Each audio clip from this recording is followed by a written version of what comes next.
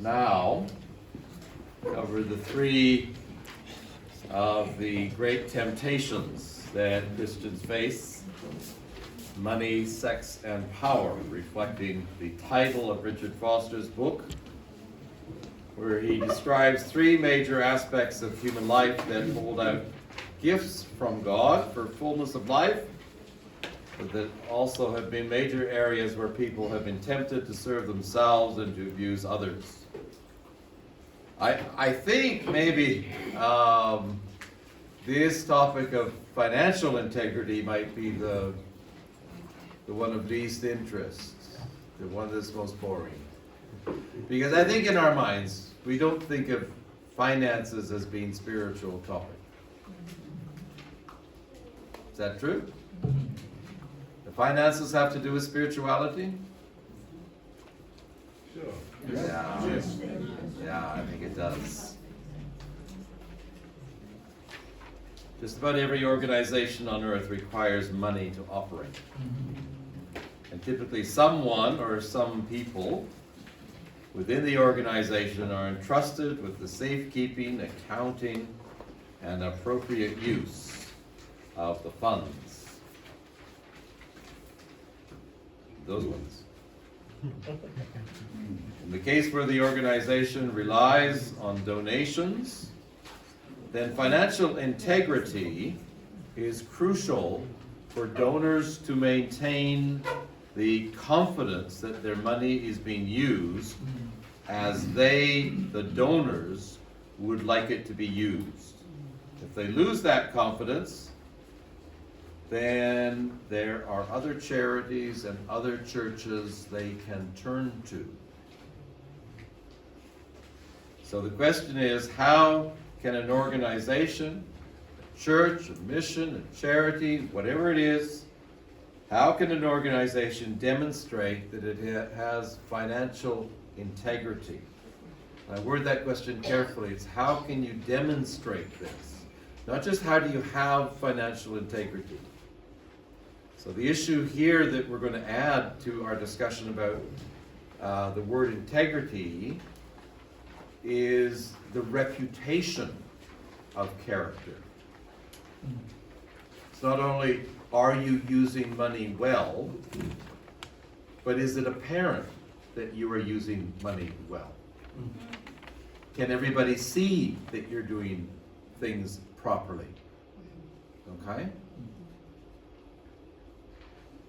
While some presentation of the accounts is necessary, it's simply not feasible to show every donor all the financial records and assure them that sound financial policies and practices are being adhered to, nor does everyone have the same accounting expertise to be able to read a financial statement. In light of this need, and in light of the fact that many charities have no other organization that they are accountable to, especially in evangelical circles, organizations that verify financial integrity have been founded. In Africa, you may know this organization, the African Council for Accreditation and Accountability. Do you know this? You heard of this? Is this something new? No. Yeah? No? No. You know it? Okay. Its mission is to bring about public trust in organization. I think I have that. To bring about public trust in organizations through advocacy, accreditation, and advisory in compliance with biblical standards. And its work is fairly straightforward. It creates a set of standards that reflect financial integrity. In fact, what you'll see is it's not just finances. It's a broader scope of issues that AFCA is interested in.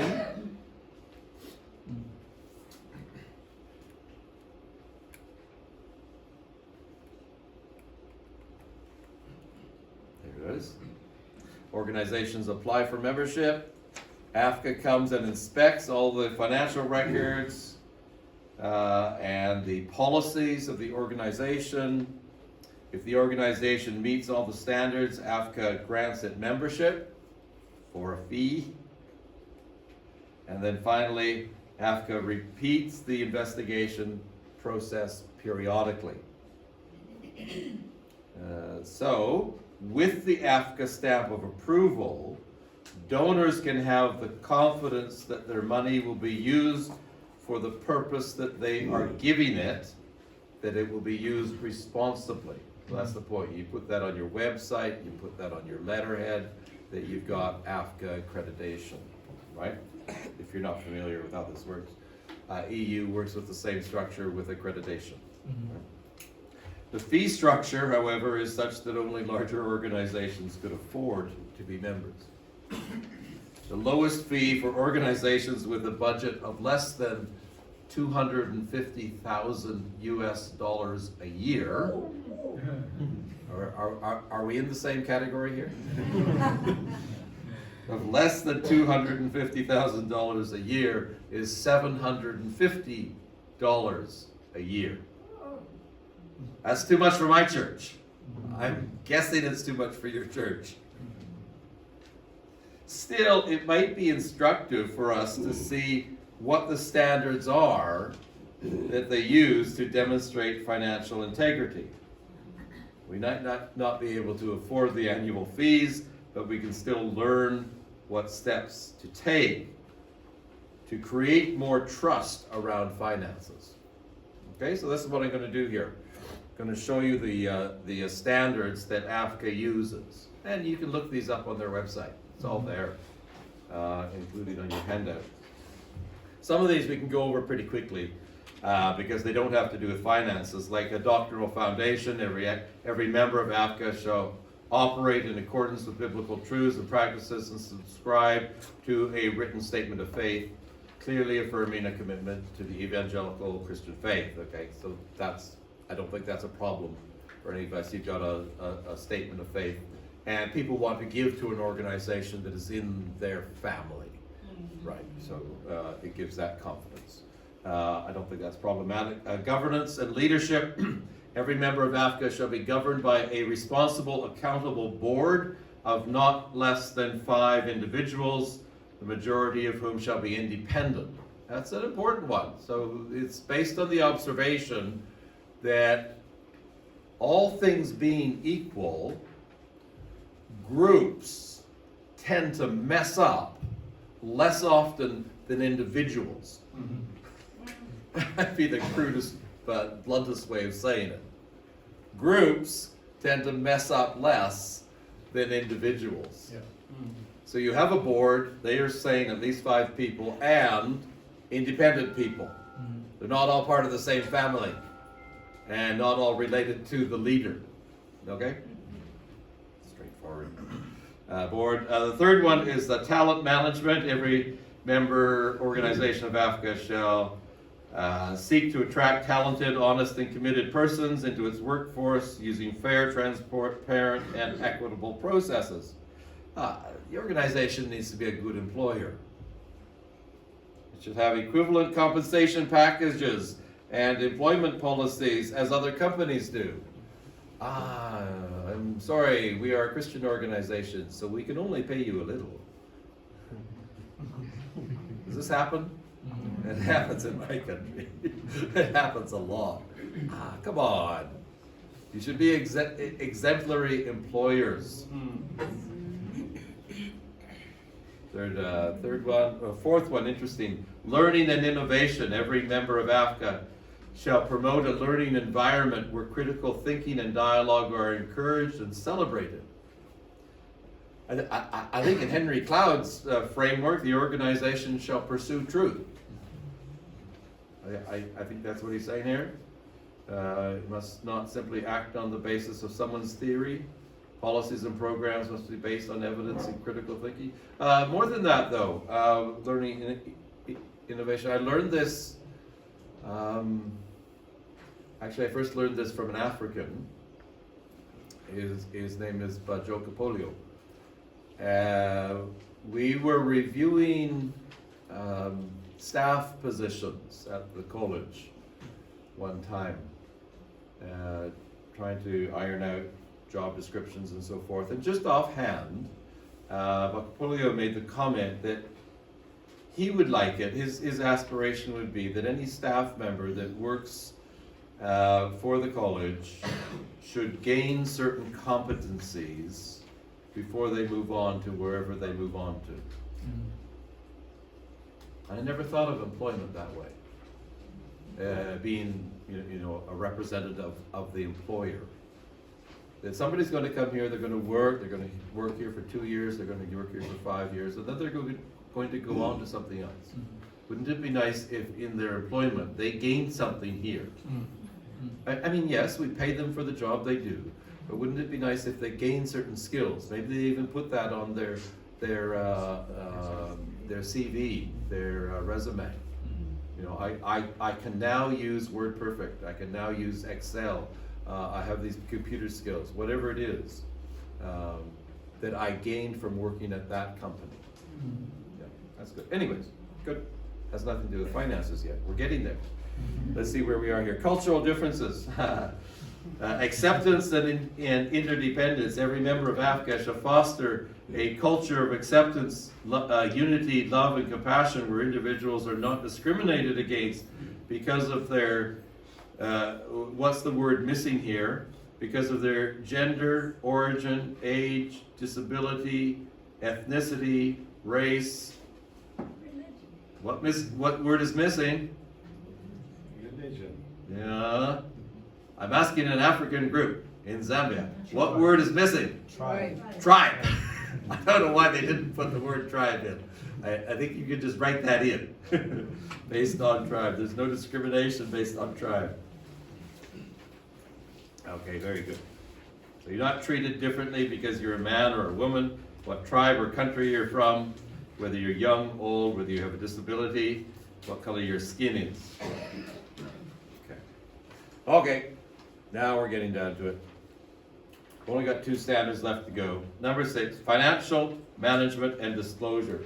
Every member of AFCA shall design and implement the internal controls necessary to provide reasonable assurance that all the organization's resources, that's money and other things, are acquired and used in a trustworthy manner in furtherance of the organization's vision and mission and in conformity with all applicable laws.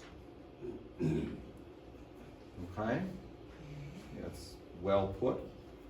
Let's just, in a nutshell, organizations must make available to their donors 2 documents. A budget and a financial statement. You typically do this on an annual basis at your annual general meeting, whether you're a church or a charity, whatever. Who are the people, who are the stakeholders? These are the people who have an interest in your organization. These are the people who give money and perhaps other benefits to your organization. They need a budget, they need a financial statement. So this is at the beginning of the year, whatever your year is, wherever it begins. At the beginning of the year, you present a budget showing 2 things: how much money you think you will raise in the year and from where, right? How much donations you think you'll receive? Are you applying for grants? Are you renting out your building? How much rental income do you think you're going to receive? So how much do you think you're going to receive in the year? And how do you intend to spend that money? What are your expenses? On most budgets, salaries and benefits, that's your biggest expense. But how much is it going to cost to keep the lights on? How much is it going to cost for stationery, for children's programs? How much is it going to cost for outreach? You've got some special programs to do in a year, okay? How much is it going to cost? You put that down, and at the end, at the bottom of the sheet, we hope that the numbers match. How much you're going to bring in matches how much you're going to spend. So what donors want to see is, do you have a plan? will give to something if you've got a plan. Is it well thought through? I have confidence in you because you have a plan, not just because you're a good person, right? I want something more than just to trust you. I want to see that you've got a plan. You've thought through the year ahead. Then the other document that you present at the same time is a statement, a financial statement of the year past. Right? What did you actually spend in the year past on all the various things, and match that against last year's budget? How did you plan last year, and how did the financial statement, how did the actual income and expenses match with what you thought was going to happen? Now, it's never perfect, but we get better, right? We see how it happened last year. This was our budget. This is what actually happened. Okay, that helps us to budget this year. Okay, and we'll do that again. We'll see what the finances are this year, and we'll budget for the following year when that time comes. So we get better at it. So those are the two documents that any organization should have for its donors. Okay? Let's move on. Resource mobilization. Every member of AFCA shall be in compliance with applicable charitable solicitation laws, government registration requirements, securities regulations, and other statutory provisions. Organizations must obey the law. Okay, I think that's what it's saying here. In particular, their appeals for money must be transparent. The money must be used for the purpose stated in the appeal. You raise money for that project, the money comes in, you use it for that project. Oh no, something has come up, we need the money over here. No, the donor gave the money for that project, you used the money for that project. That's integrity. Things always come up. Sorry, you need to maintain integrity in how you use other people's money. The money must be used for the purpose that the appeal was stated, and you need to communicate well with your donors the progress of the various programs that you are saying you're doing. We're building a new church over here, and it's going to take us a year to do that. And you go and take a picture. Well, we haven't quite started that, but we'll take a picture of this building and show it to them. Say, yeah, see, we are progressing. No, that's not being truthful. I think an interesting issue for us here would be bribes.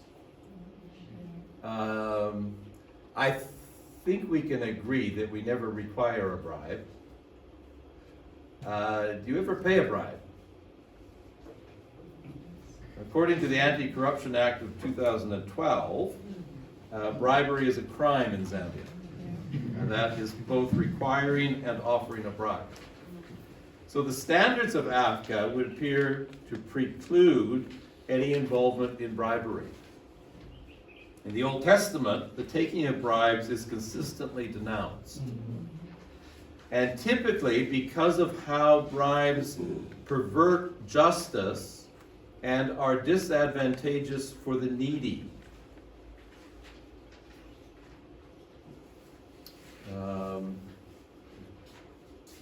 It's like in the community where there are people with wealth and people without wealth. We are all equal, but some of us are more equal than others. Right? That's the problem with bribery. It doesn't keep us on the same footing. I mentioned this actually. It's a bit of a coincidence because only I think 2 weeks ago I was sitting with some friends of mine and they run a charity from England. I was in Bristol and they were talking about, I think it was a project in Kenya, and they were wanting to supply fresh water. They're digging a borehole, and they wanted to supply fresh water to, let's say, a community of 200 people. And as they went on, it was clear that they were going to have to pay a bribe. And I don't know if it was a government official or if it was an official with the drilling company. I don't know. But at first they said, no, we're not going to pay. We need to maintain our integrity. And then they thought about it again and says, okay, we are maintaining our integrity, but there's 200 people who don't have fresh water. So they paid the bribe. I don't know. Well, what would you do? That's difficult, isn't it? That's difficult. So I mentioned the biblical background because the biblical background, it's against, I think in every instance, it condemns the requiring of bribes. I don't think it ever condemns the offering of, the paying of a bribe. Interestingly. Although the Anti-Corruption Act says either is against the law. So that's something that you would want to work through in your organization. How are you going to respond when there's a bribe? Are you going to, I mean, there are other options here, aren't there? You get evidence and you expose the one who's requiring the bribe, right? Although people who require bribes are often smart enough not to write it down, not to have anything. So it's difficult. It's difficult. We want to maintain integrity, and at the same time, we want to help people, and there are some people that stand in the way. So I'm not going to solve that one for you, but anyways. That could be a good question for you in your discussion group. I think so. Would you have paid the bribe? I don't know. I don't know what I would have done. Maybe my friends in England, they didn't know the law. Anyways, churches or charities that can demonstrate that they adhere to these standards will create confidence that they operate with financial integrity. Okay, that's actually all I want to say about the topic. We'll move on. Like I say, it doesn't sound spiritual, but in fact, there are spiritual issues involved there. And even if it's not, you're wanting to demonstrate that you have integrity. Okay. Yeah. Sexual integrity. AFCA's sister organization in North America is called the Evangelical Council for Financial Accountability, EFCA. And they operate with in a similar way that AFCA operates, and they have a similar set of standards that member organizations adhere to.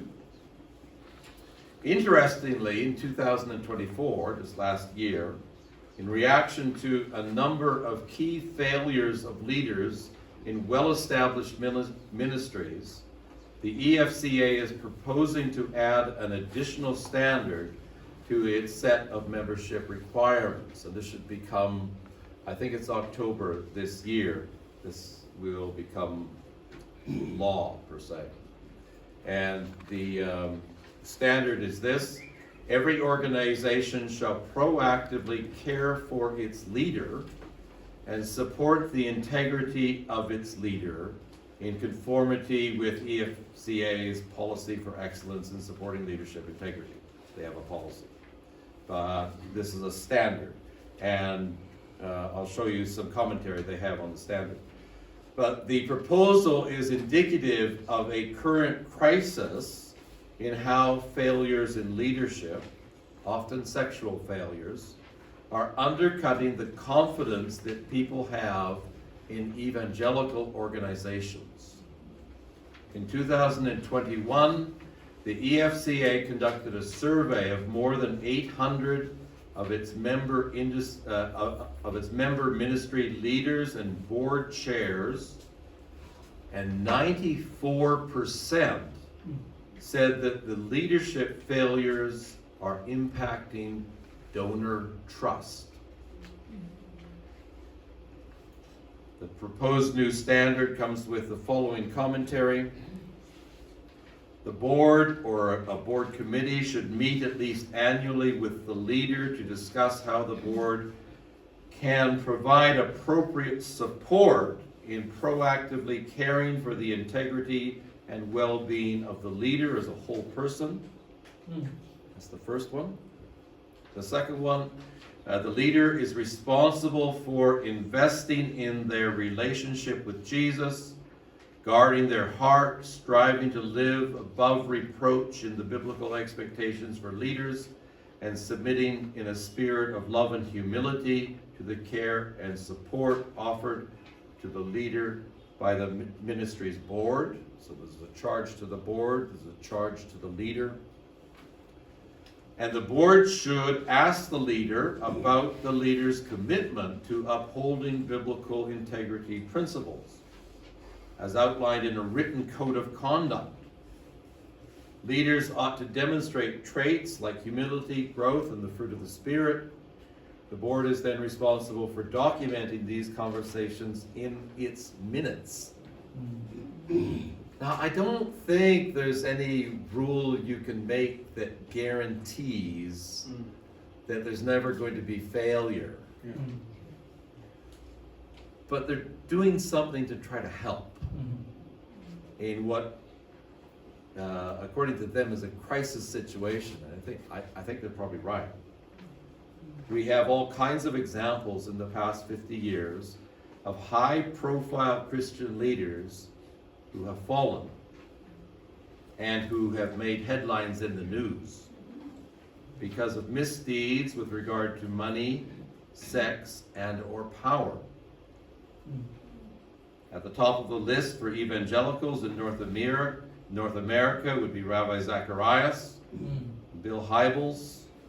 In Africa, top of the list would probably be TB Joshua from Nigeria. There are many, many more. Suffice it to say, can we agree we have a problem?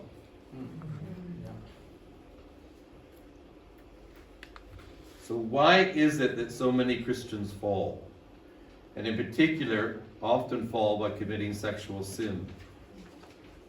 Thinking here of leaders from pastors in small local churches to denominational leaders to leaders of international organizations.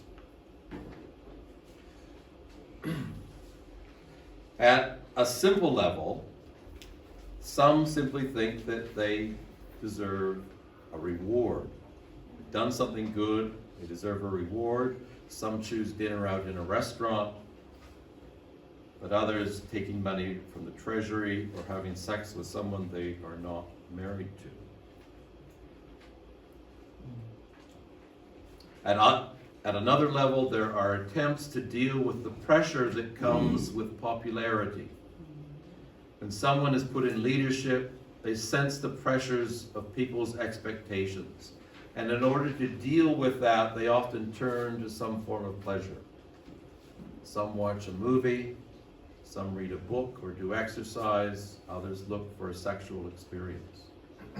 Obviously, both of these are profoundly problematic. But I'd like to understand better the rationale that is going on here so that we can address it better.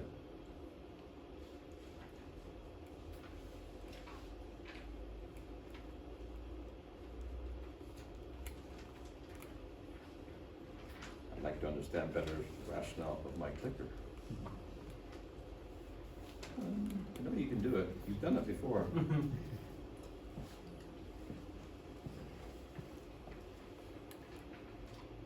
My batteries again. Try it again now. There we are. Thank you. In the 19th century, the German philosopher Friedrich Nietzsche proposed the concept of the Übermensch, which is roughly translated as Superman. But in order to avoid the association with the comic book figure, something like superior human being. might be a better way of translating.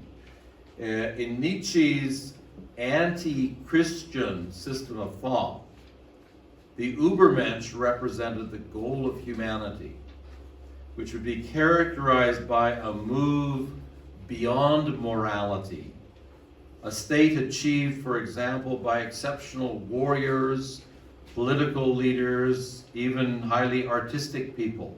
That is, people who in their area of expertise, think outside the box and act outside the box, exercising a new level of creativity that sets them apart from the masses of ordinary people. The Nazis, for example, interpreted this in terms of the superiority of the Aryan race and the inferiority of other races, in particular, the Jewish race. I suspect that the problem that a lot of ministers get into is this. People thank them for their sermon and praise them for their ministry. But Pastor, that was such an anointed message that you gave today. The Spirit just came over me. And over time, as these words are repeated again and again, one begins to think, perhaps I am different from everybody else. Perhaps I do live on a different plane, where the rules are different for me than they are for anybody else. Which rules? Why, the rules governing money, sex, and power, of course. This is a step towards Nietzsche's Übermensch. Thinking of ourselves as superior beings for whom certain liberalities are justified. I think it's instructive to think at this point of Paul and Barnabas preaching and healing in the town of Lystra. They made quite a stir, so much so that the people began to refer to them as gods, Zeus and Hermes, at which point Luke tells us, Paul and Barnabas tore their clothes and rushed out into the crowd, shouting, "Friends, why are you doing this?" What is the next line? What is the next line? We are men just like you. I think we should have that on a plaque in our offices. We are men just like you. And indeed, Paul would go on to great lengths in his ministry to break down the view that somehow he lived on a higher plane than other believers. Even though he had the right to be supported financially by other Christians, he worked with his hands to support himself. In his first letter to the church at Thessalonica, he reminds them of his regular practice. You remember our labor and toil, brothers and sisters. We worked night and day so that we might not burden any of you while we proclaim the gospel of God. And in his farewell speech to the elders of the church at Ephesus, he says, I coveted no one's silver or gold or clothing. You know for yourselves that I worked with my own hands to support myself and my companions. Perhaps one of the greatest challenges for any Christian minister is how to deal with praise. I found this very insightful proverb. It didn't strike me until a month or two ago. The crucible is for silver and the furnace is for gold, so a person is tested by being praised. You test silver and you test gold with heat in the furnace. How do you test the purity of a person? Submit them to praise.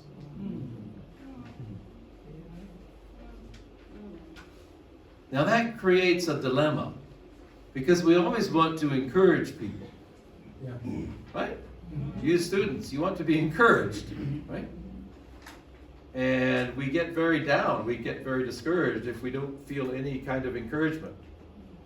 And yet, there's a challenge with being praised. And it creates this Übermensch mentality, I fear. With regards to sexual integrity, there are many practical measures that we can take to resist temptation and maintain sexual integrity. One of the most important is to remember that we are not better than others. And you know these: maintain a healthy relationship with your spouse, foster healthy relationships with people that you can be accountable to, have clear boundaries in your work.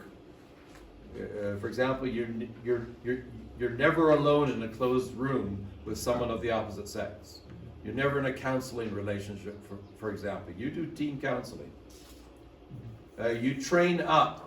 If you're a man, a pastor, you train up women in your congregation to be counselors, to help with pastoral care.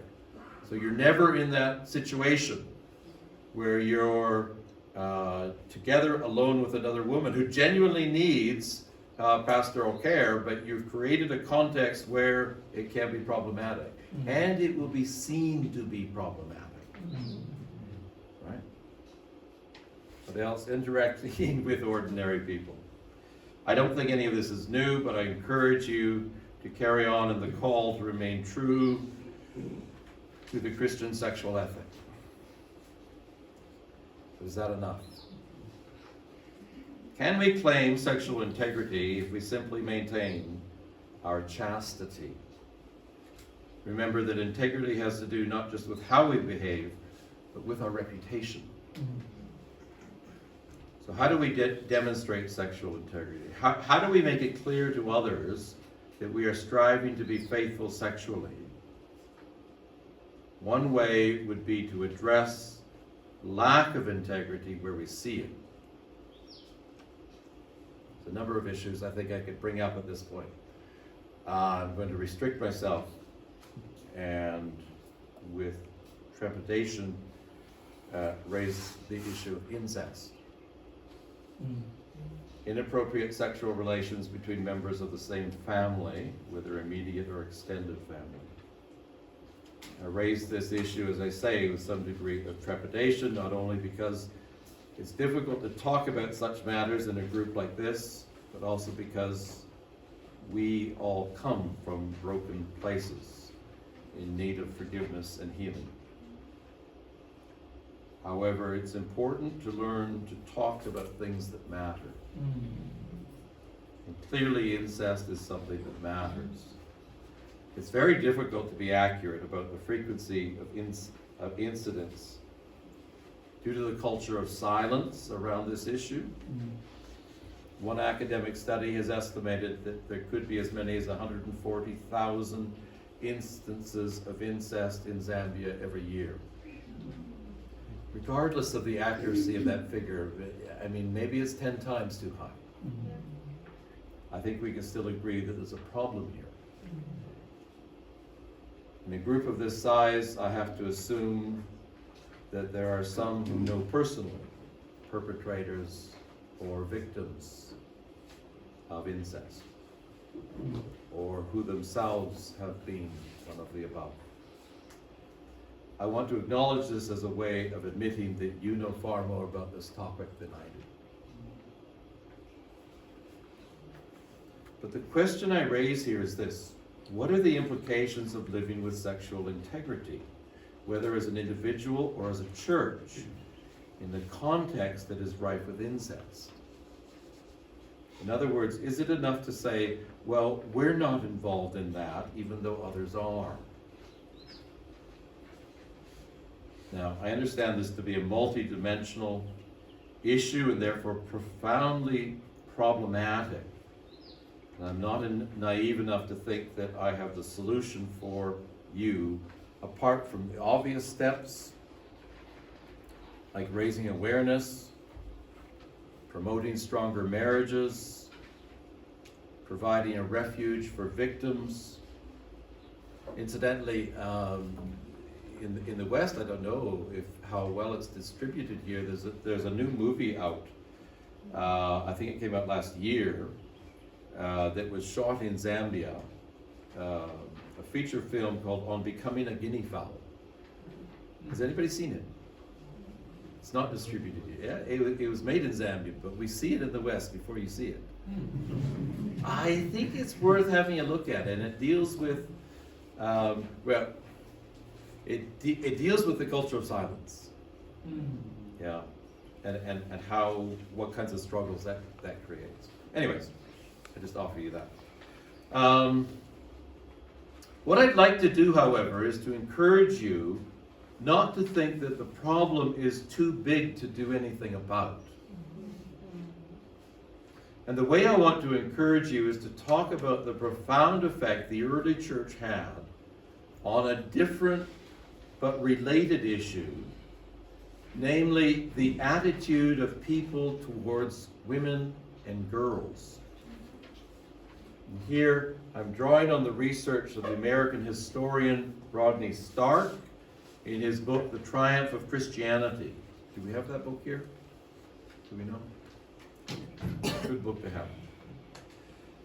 Stark demonstrates that not only did early Christianity confront culture where there was a low estimation of women and an even lower one of girls, but that by addressing this, the Christian movement found a way to grow and thrive in the Roman Empire, eventually reshaping the empire. Hence the title of his book, The Christians Won.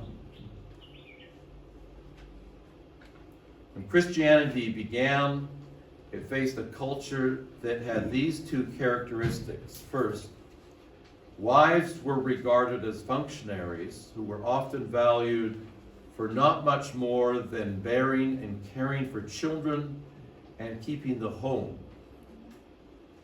Greek and Roman women typically married when they were very young, often before puberty, to a far older man, without any significant say in whom they married. We have evidence of one marriage where the wife was 7. And yes, the marriage was consummated. So the thing about this photo is the young girl is getting ready for her wedding. Husbands could divorce their wives at their whim, but wives would need a male relative to represent her if she wanted to divorce her husband. Pagan husbands commonly had sexual relationships with other women. Roman women had few property rights. Greek women had none. Jewish women were not as constrained to the home as were Roman and Greek women. Some were well educated, and some exercised leadership roles in the synagogues, but they too were typically married very young to whomever their father chose, although they often remained at home until puberty. So that's the first thing of how wives were regarded. The second thing about the Greco-Roman world is that girls were valued far less than boys as children. Girls were valued far less than boys as children. If a newborn child was not wanted, the father could order it to be exposed, which means leaving it outside to the elements or to the wild animals until it died. It's called infanticide. It's a very nice picture. It's a cave in southern Greece where babies were often left to be eaten by wild animals. Indeed, the father could also order an abortion if he did not want any more children, process in that day which often resulted in infertility or death for the woman. As a consequence, there were very few families that had more than one daughter. So you remember Philip the Evangelist in Acts? He had 4 daughters who prophesied. That would be exceptional. That there were that there were girls, that they had sisters. That was unusual. On both of these issues, the Jesus movement brought a profound and successful challenge, demonstrating the dignity of women and girls. First, Christian wives were regarded more like peers or partners to their husbands than was the case in pagan culture. Christian women married closer to the age of their husbands. 50% of pagan women were married before the age of 15. Only 20% of Christian women were married that young. Most Christian women had a say in whom they married. Divorce was not nearly as common with Christian marriages as for pagan or even Jewish ones. And neither Christian husbands nor wives were permitted to have sex outside of their marriage. That's the first thing. The second thing, all children were regarded to Christians as gifts and hence were to be valued. The practice of exposing children was considered to be murder by Christians, and Christians would often rescue exposed children and adopt them into their own families. As a result, the Christian movement grew and expanded even into the higher classes of the Roman Empire. Yes, it took a few hundred years, but it's what happened. Historian Henry Chadwick writes, Christianity seems to have been especially successful among women.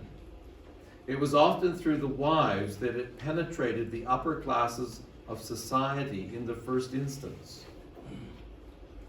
With few, just do your imagination here, what happens when there's a systematic preference of boys over girls? With fewer pagan girls being brought up, pagan men often found they had no one to marry but a Christian woman. Even if the husband did not convert to Christianity, the children would be brought up to be Christian. Hence, the natural growth of Christianity. By the 4th century, 50% of the men and 85% of the women in the senatorial class of the Roman Empire were Christians. Christianity was clearly more attractive to women than were other religious movements. And so it's not all that surprising or all that radical for Constantine to become a Christian in 312.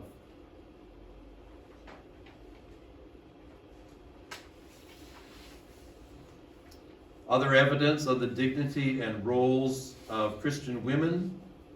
There's a study of more than 3,700 tombs in the catacombs under Rome that has shown that Christian women and girls were almost as likely as men and boys to have a lengthy inscription in their honor or in lamenting their loss. And that is something that set them apart from other women and girls. Another point, of the 33 people that Paul sends personal greetings to at the end of the book of Romans, 15 are women. That would have been very unusual in a pagan letter. According to Paul, Pliny the Younger from about the year 112 and Clement of Alexandria, early 3rd century, women served as deacons in the churches. Now, however you understand the debate between egalitarians and complementarians, that is, between seeing men and women as equal in all respects versus seeing men and women in a hierarchical or complementary relationship, however you understand that issue, either way, it is clear that early Christianity was countercultural in the ways it expressed the value and dignity of women and girls, and over time was successful in bringing about profound social change. Perhaps this is the basis of sexual integrity. Seeing your partner as your peer, as your partner, as a person of dignity. Perhaps that's the first step towards sexual chastity. But I pray that the success of the early Jesus movement in this regard might encourage you to be a source of hope and agents of change in a culture where sexual abuse is common. And our question for your discussion groups, can you give some examples of organizations that you have confidence in with regard to their financial integrity or their sexual integrity? What does the organization do to give you this confidence?